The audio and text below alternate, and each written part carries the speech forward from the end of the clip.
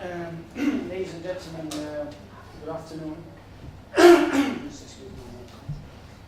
I think the introduction that Mark gave is a very important one because this is a debate that I think you are not unfamiliar with, which is that is multiculturalism, is it a good thing or is it something that's bad? And I think that's something that the debate is ongoing, because those people who object to multiculturalism, or they consider it as a bad concept, they think that it is more of a political process, which is like more of a set of policies, it's a set of boxes. People are asked to be put in a certain box, and therefore actually what happens is that the individual needs are lost within placing people in different boxes. So it's more of like a political exercise. Others may believe that multiculturalism is not healthy for society because it maybe in one way, like Mark explained, that it implies that the society is not a unified society, because it's rather made up of different elements, and maybe we have some sort of common identity which just brings us together. That may further imply that there is no cohesion in the society, and there's no single deciding factor that brings people together. In Britain, even some has gone as far as to say that multiculturalism has failed, and maybe in one way hanging the concept of the increase in terrorism as a result of this failing multiculturalism. I think although these ideas might be profound, I think it really boils down to how you define multiculturalism. And I think acknowledging and understanding the diversity of cultures within society, and then working to make people welcome within this society so that each person participates, I think that's a noble thing that people probably will not disagree with. It remains, though, here in Britain, having said that, there are, a recent poll that was conducted in April showed that, in fact, most Britons, 70% of Britons actually feel that multiculturalism is a good thing, having been present here in Britain. I'm not going to bore you with the different quotes that people have spoken about multiculturalism, whether describing it as a garden with, where different flowers of different shapes and sizes actually adds to the beauty, or whether it's like a symphony with the different tunes and so on. But I think I think these expressions, although they are good, but they actually maybe in one way they are playing into the negative aspect of multiculturalism, which is that it's just about features. It's just about how you look.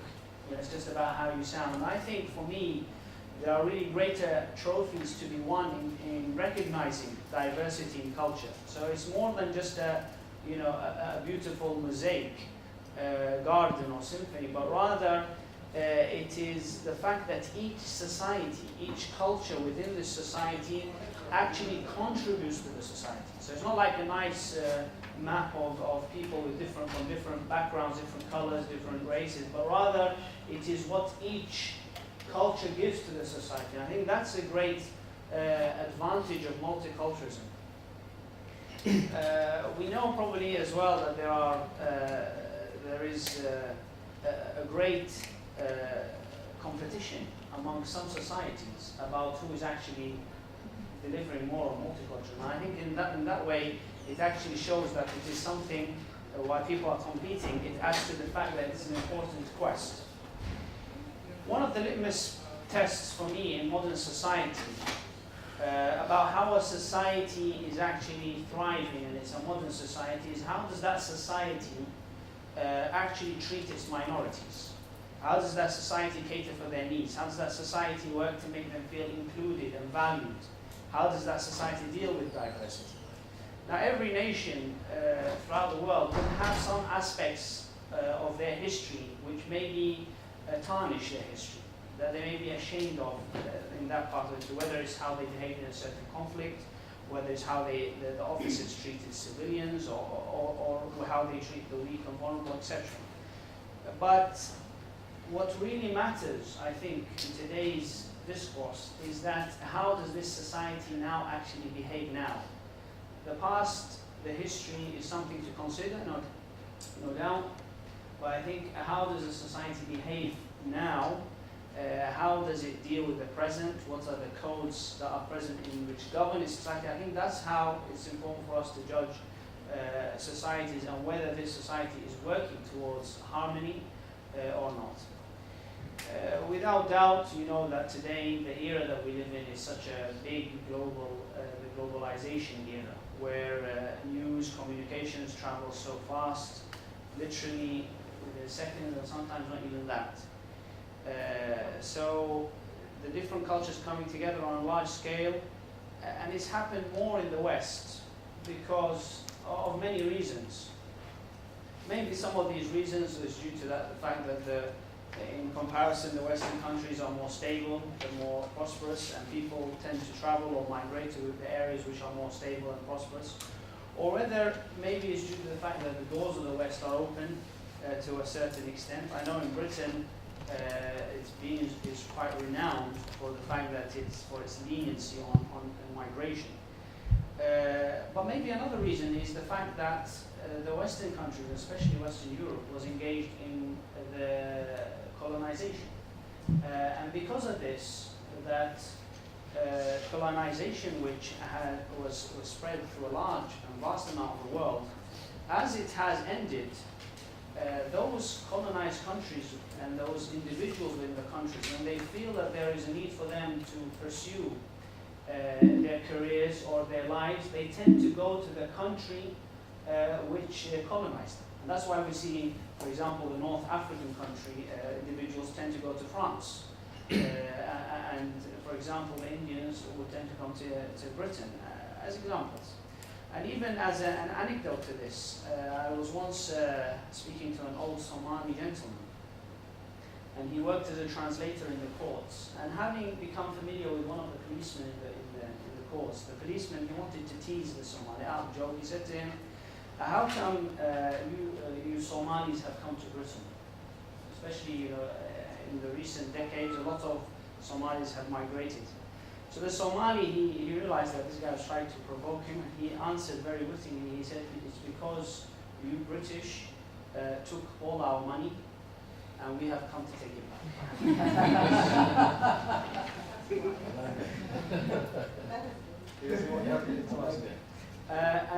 And obviously that goes into, I think that's probably and one of the reasons, in my opinion, that's why Britain does have a lot of this multicultural, wide range of multicultural, because people ultimately feel that connection to Britain.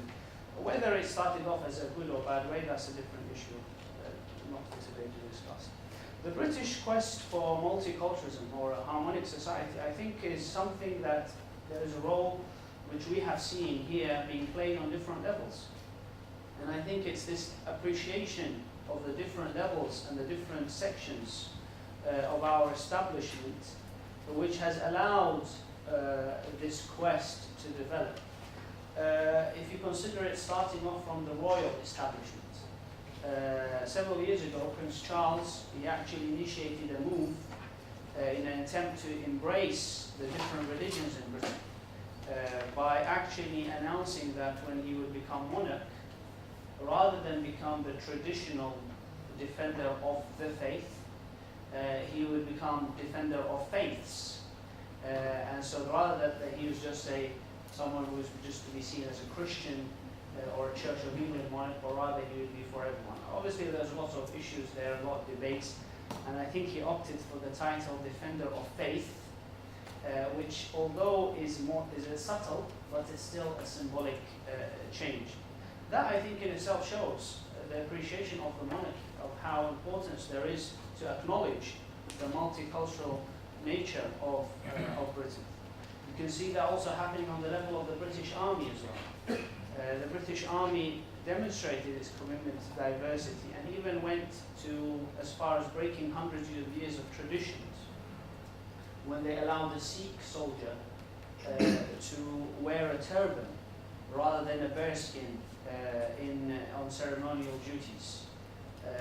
You know the bearskin that the soldiers wear traditionally when they stand in front of Buckingham Palace and others.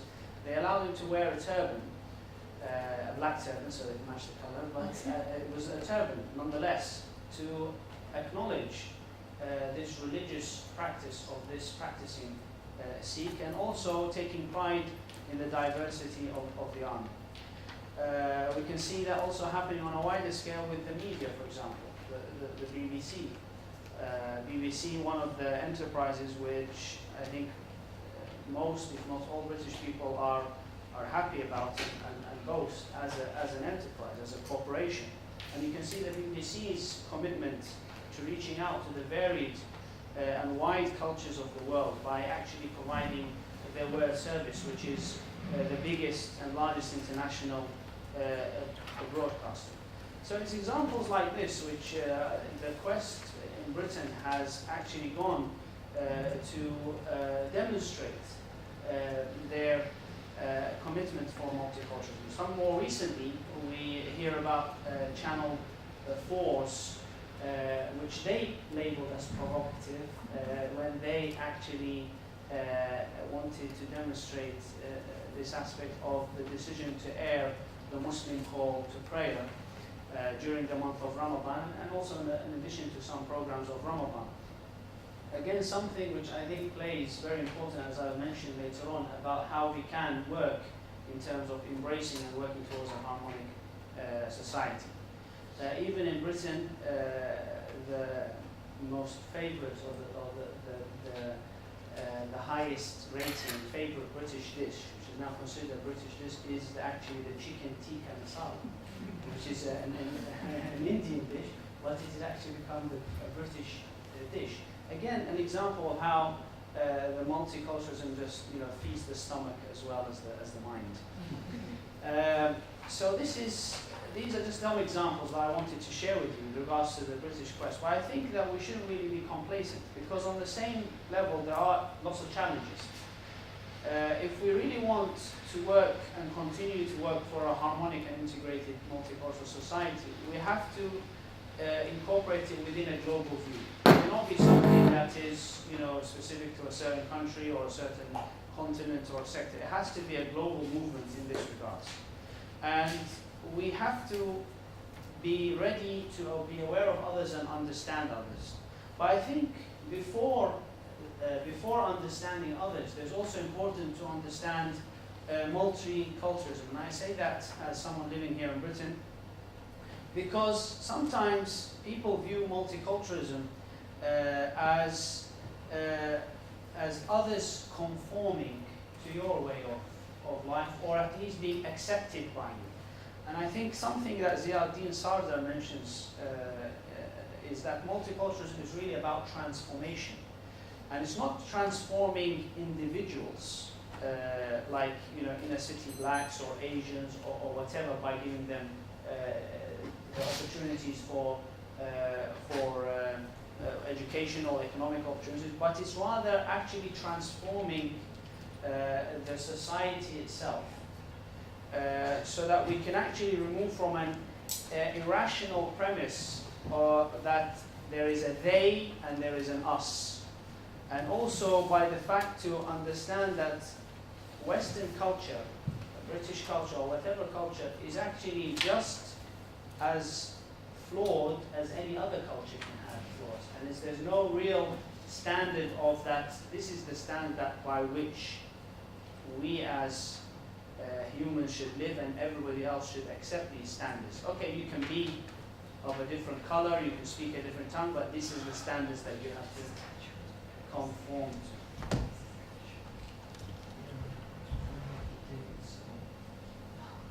So I think rather than just about understanding others, we have to also understand this concept of multiculturalism.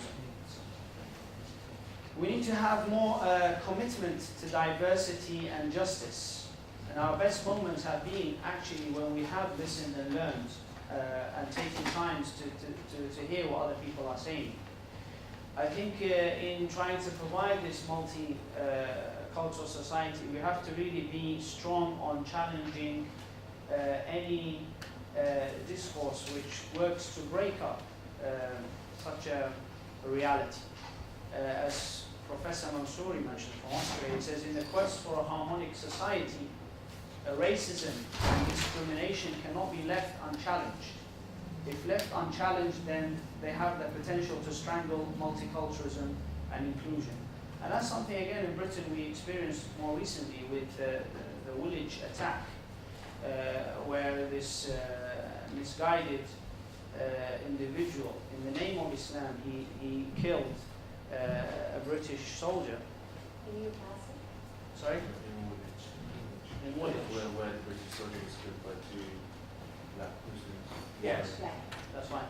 So we see that although there were people and elements of society ready to accuse Muslims and Islam of this, we find that in fact a large proportion of British society, non-Muslims, stood by the Muslims, and even the Prime Minister, even the Mayor of London, he mentioned this is nothing to do with Islam. And it's things like that where we actually challenge discrimination and we challenge racism, and we don't allow people to make these kind of comments as a whole, that we can further add to producing this harmonic society that we're talking about.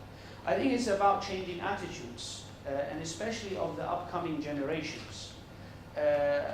Things are changing quickly in the world that we live in terms of, like I mentioned, the globalization in the postmodern era that we live. So we have to really be ready to nurture the upcoming generations into accepting others. And just because I criticize you, or just because I see that there's something wrong in your practice, doesn't mean that I hate you. We can criticize one another. We can have a lively debate. We can have a dialogue. It doesn't mean that that has to lead to phobia, or has to lead to anger or to hatred. And obviously, because hate is the worst, basis for any human relationship. So I think this is the kind of attitude that we change with our society, and the more that we nurture the society and the generations to come, that we can move quicker to changing attitudes. And to do that, obviously, all categories of society have to be involved. So young people do have to be involved. They have to be really part of this change, involved in the programs that reflect the local concerns and issues. And conversations have to continue, and they have to be widened out. I think in Britain, one of the negative aspects probably actually is a barrier, but I think it's changing as well. A barrier to this forming the harmonic and multicultural is the British attitude of keeping to oneself. That you stay away, you don't, and that unfortunately is happening. Maybe it's part of the bigger capitalist, materialist world that we live in, but more so in Britain, where people tend to, keep themselves to themselves. And if we need to really move out to forming a better multicultural society, we need to be ready to knock on the doors of our neighbors, ask about them, and have meals together, and enjoy the diversity in meals and diversity. And it's not just just between different cultures, even within same culture. So inviting people together actually will also help towards building this. And maybe within the quest, I think that obviously the British attitudes can be guided by the upcoming generations. I think there is a need more for the media. I mentioned to you the example of Channel 4 as one example. Generally,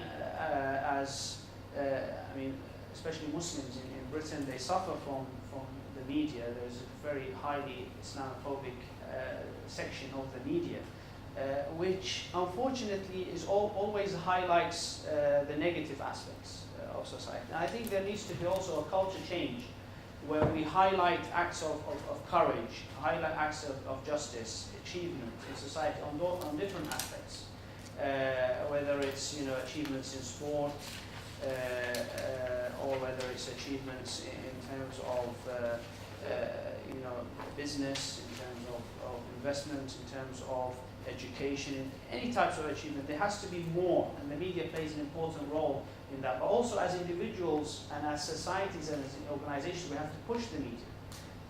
Because unfortunately for the media, it's always sort of bad news that sells, and people always want to hear what's going wrong rather than hear about what's going well. But we have a responsibility to actually push that forward as well. Lastly, I think we have to be ready to encourage exposure to different cultures. Again, if we really want to create harmony, I think this is what the whole institute is about, if I'm not wrong, is that the more exposure we have to each other, the more that we engage in interfaith discussions, the more that we engage about communities. And that's something that I've experienced firsthand. The more you get to know somebody, you feel that there is a need to respect the person, and even by the very virtue of getting to know someone for the human that they are, the individual that they are, will actually prevent you from behaving in a negative way towards that individual. So I think we're opening up doors, inviting positive contributions, understanding more exposure to world culture will help us in our quest for a harmonic and multicultural society. Those are just a few things I wanted to share with you, and I hope that they can put a good foundation for understanding how we're working here in Britain to achieve such a society.